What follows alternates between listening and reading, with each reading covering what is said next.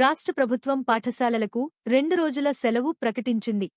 హైదరాబాద్, తెలంగాణలో కురుస్తున్న కుండపోత వర్షాలు రాష్ట్రాన్ని అల్లకల్లోలం చేస్తున్నాయి.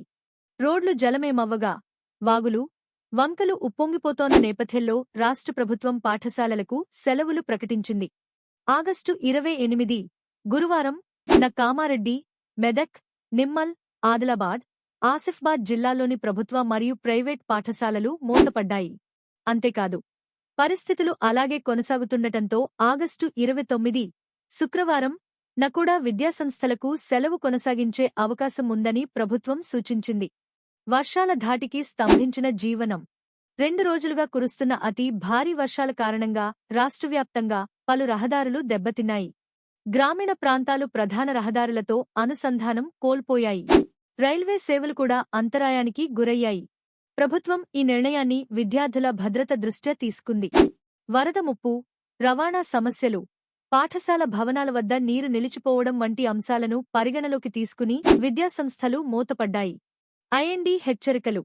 భారత వాతావరణ శాఖ ఐఎండీ ఇప్పటికే రాష్ట్రానికి రెడ్ అలర్ట్ జారీ చేసింది. వచ్చే 48 గంటల్లో మరింత భారీ వర్షాలు కురిసే అవకాశం ఉందని హెచ్చరికలు జారీ చేసింది.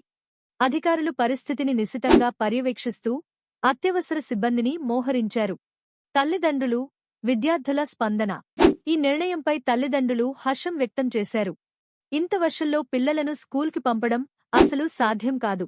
ప్రభుత్వం సరైన నిర్ణయం తీసుకుంది అని ఒక తల్లి అభిప్రాయపడ్డారు.